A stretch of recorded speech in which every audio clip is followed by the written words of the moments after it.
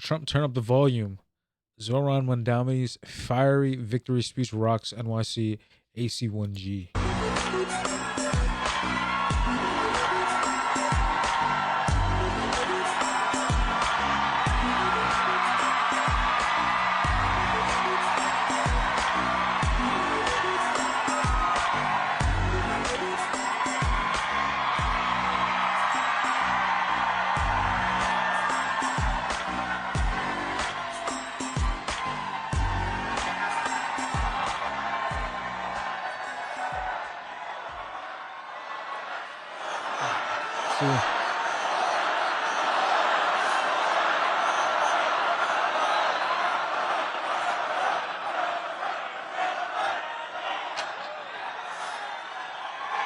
Thank you, my friends.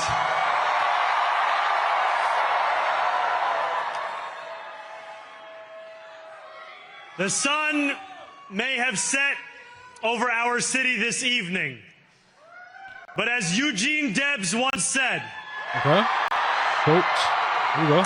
I can see the dawn of a better day for humanity. For as long as we can remember, the working people of New York have been told by the wealthy and the well-connected that power does not belong in their hands.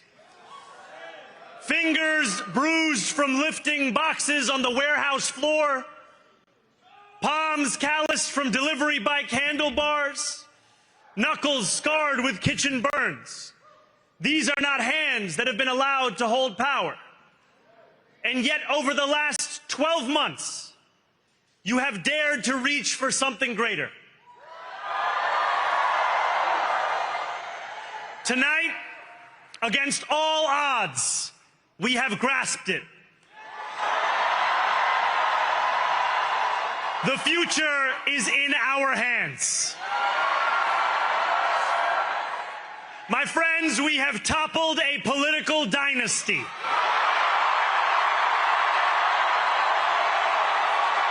Okay.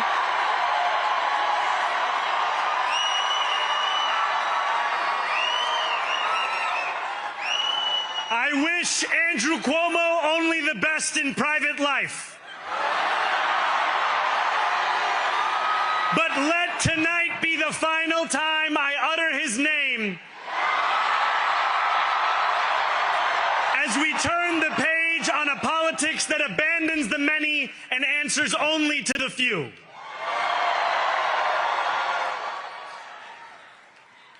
New York, tonight you have delivered a mandate for change.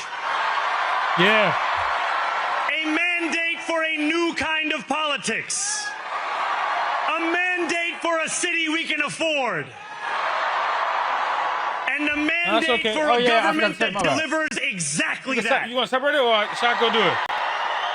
You going to do it yourself? On January 1st, all right, I will be sworn in as the mayor of New York City.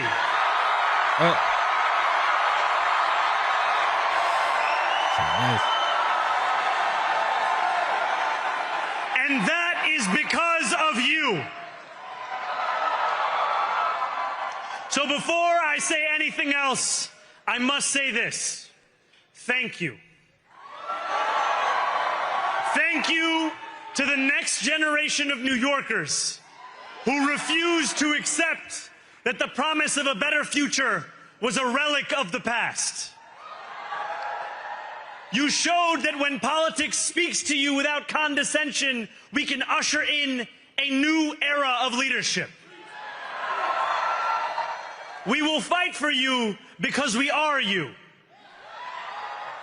Or as we say on Steinway, ana minkum wa ilaykum.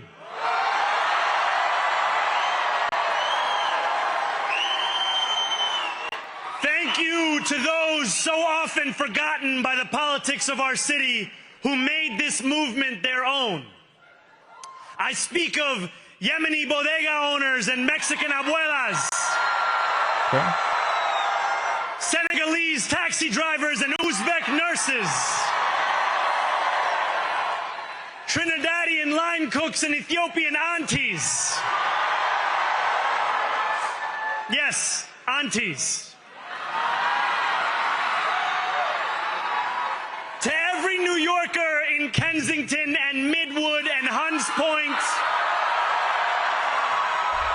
know this. This city is your city, and this democracy is yours too. This campaign is about people like Wesley, an $11.99 organizer I met outside of Elmhurst Hospital on Thursday night. A New Yorker who lives elsewhere, who commutes 2 hours each way from Pennsylvania because rent is too expensive in this city. Okay. It's about people like the woman I met on the BX33 years ago, who said to me, I used to love New York, but now it's just where I live. Damn. And it's about people like Richard, the taxi driver I went on a 15-day hunger strike with outside of City Hall, who still has to drive his cab 7 days a week. My brother, we are in City Hall now.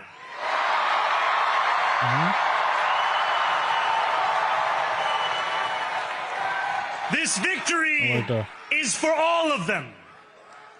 And it's for all of you.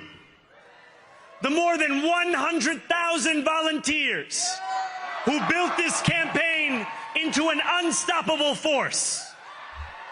Because of you, we will make this city one that working people can love and live in again. Okay.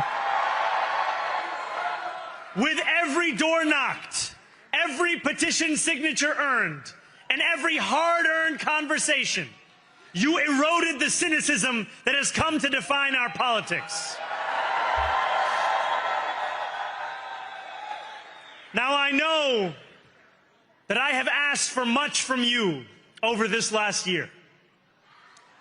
Time and again, you have answered my calls.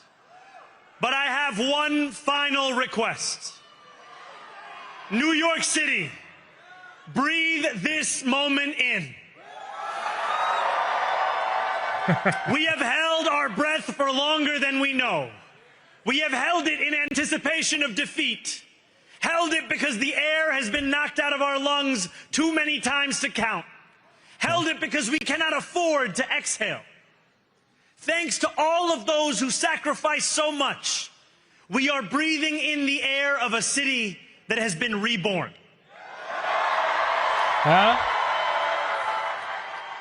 To my campaign team, who believed when no one else did, and who took an electoral project and turned it into so much more, I will never be able to express the depth of my gratitude. You can sleep now. To my parents, Mama and Baba, you have made me into the man I am today. I am so proud to be your son. Cool. Nice. And to my incredible wife, Rama,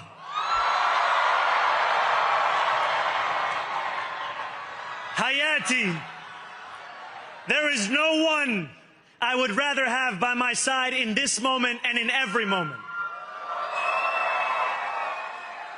To every New Yorker, whether you voted for me, for one of my opponents, or felt too disappointed by politics to vote at all, thank you for the opportunity to prove myself worthy of your trust. I will wake each morning with a singular purpose: to make this city better for you than it was the day before. There are many who thought this day would never come, who feared that we would be condemned only to a future of less, with every election consigning us simply to more of the same. Okay. And there are others who see politics today as too cruel for the flame of hope to still burn. New York, we have answered those fears. Oh, shit. What the fuck is that? Tonight, we have spoken in a clear voice. Hope is alive. Okay. Hope is a decision that tens of thousands of New Yorkers made day after day, volunteer shift after volunteer shift, despite attack ad after attack ad. More than 1 million of us stood in our churches, in gymnasiums, in community centers, as we filled in the ledger of democracy. And while we cast our ballots alone, we chose hope together. Hope over tyranny. Hope over big money and small ideas. Hope over despair. Okay. We won because New Yorkers allowed themselves to hope that the impossible could be made possible. Okay. And we won because we insisted that no longer would politics be something that is done to us. Now it is something that we do. Okay. I like that. Standing before you, It's cool. I think of the words of Jawaharlal Nehru. A moment comes but rarely in history when we step out from the old to the new, when an age ends and when the soul of a nation long suppressed finds utterance. Tonight we have stepped out from the old into the new. So let us speak now with clarity and conviction that cannot be misunderstood about what this new age will deliver and for whom. This will be an age where New Yorkers expect from their leaders a bold vision of what we will achieve, rather than a list of excuses for what we are too timid to attempt. Central to that vision will be the most ambitious agenda to tackle the cost of living crisis that this city has seen since the days of Fiorello LaGuardia.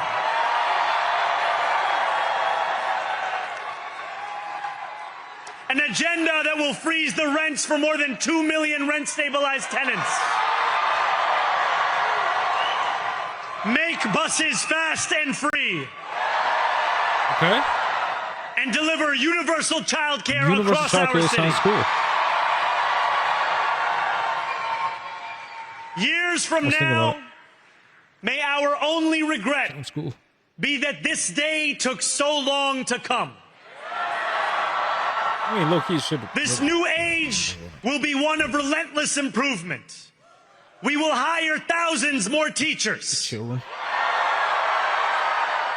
We will cut waste from a bloated bureaucracy. We will work tirelessly to make lights shine again in the hallways of NYC developments where they have long flickered. Safety and justice will go hand in hand as we work with police officers to reduce crime and create a department of community safety that tackles the mental health crisis and homelessness crises head on. Okay. Excellence will become the expectation across government, not the exception.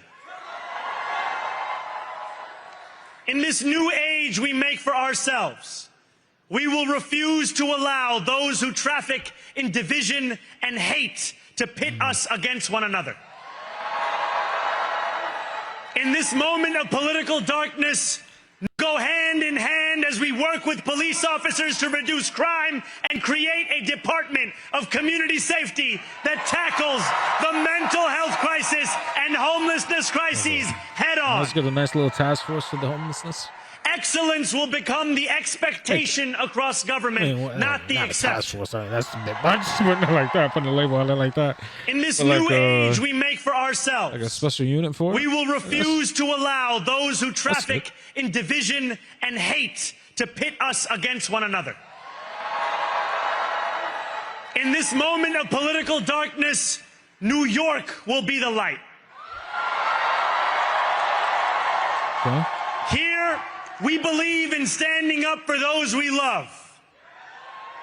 Whether you are an immigrant, a member of the trans community, one of the many black women that Donald Trump has fired from a federal job, a a single mom still waiting for the cost of groceries to go down, Okay. or anyone else with their back against the wall, your struggle is ours too. And we will build a city hall that stands steadfast alongside Jewish New Yorkers and does not waver in the fight against the scourge of anti-Semitism. Okay. Where the more than 1 million Muslims know that they belong.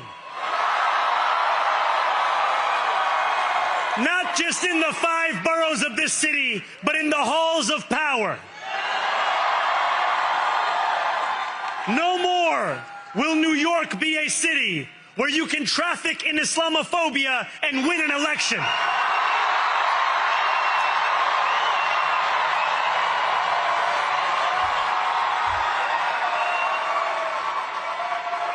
This new age will be defined by a competence and a compassion that have too long been placed at odds with one another. We will prove that there is no problem too large for government to solve and no concern too small for it to care about. For years, those in City Hall have only helped those who can help them. But on January 1st, we will usher in a city government that helps everyone. Now, I know that many have heard our message only through the prism of misinformation. Tens of millions of dollars have been spent to redefine reality and to convince our neighbors that this new age is something that should frighten them. As has so often occurred, the billionaire class has sought to convince those making $30 an hour that their enemies are those earning $20 an hour. They want the people to fight amongst ourselves so that we remain distracted from the work of remaking a long broken system. We refuse to let them dictate the rules of the game anymore.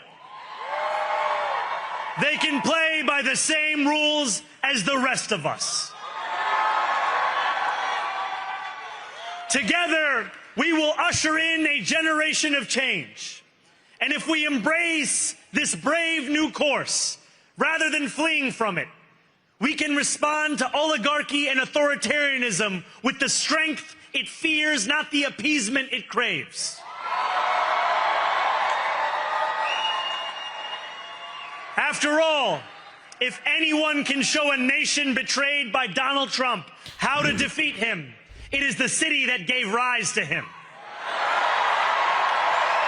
Okay.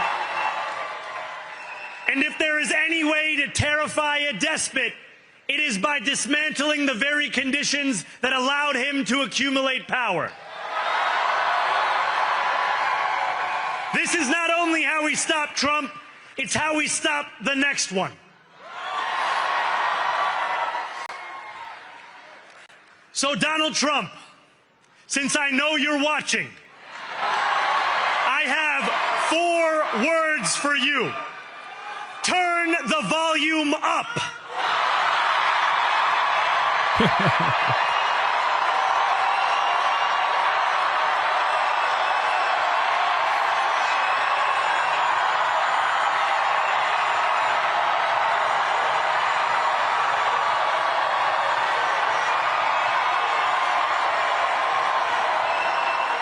We will hold bad landlords to account because the Donald Trumps of our city have grown far too comfortable taking advantage of their tenants.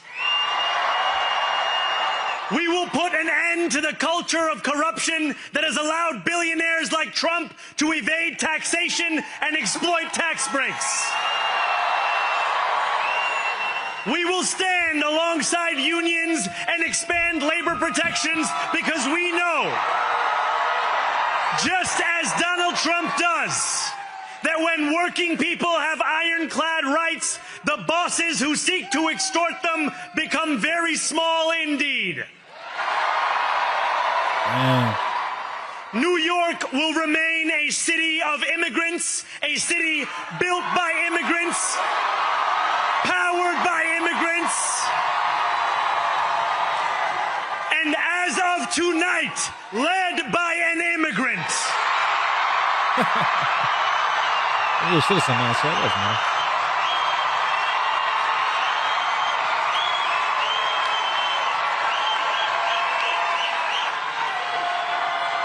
So hear me, President Trump, when I say this. To get to any of us, you will have to get through all of us.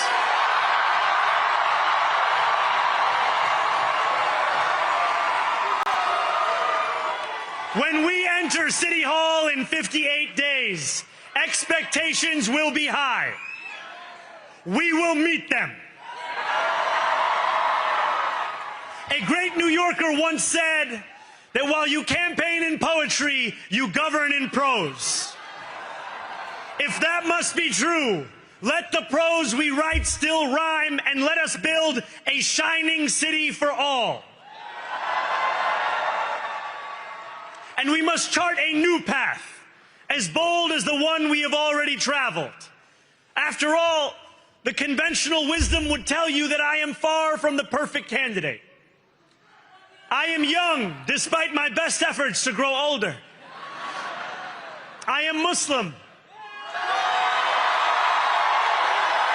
I am a democratic socialist. And most damning of all, I refuse to apologize for any of this.